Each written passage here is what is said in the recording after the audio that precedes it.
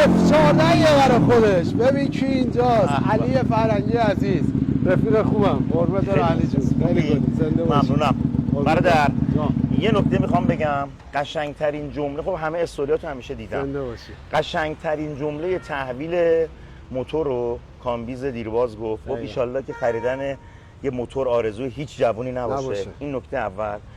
نکته بعدی خارج از کاستوماتون که واقعا به نظر من الان حرفه‌ای و جهانی و خدمات درجه یکه، نکته که برای من ارزشمندتره حسن رفتار و اخلاق خودت و تیمته که آدم همیشه احساس میکنه که یه دوست در کنارشه، نه رابطه‌ای که بین خریدار و مشتریه.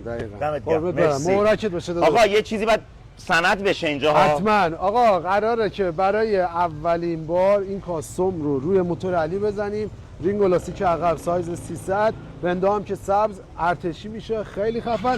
الان فعلا براش تقویت صدای ایزوز همون صفر زدیم. علی برو بتونه. مرسی. میبینم. مبارکت باشه.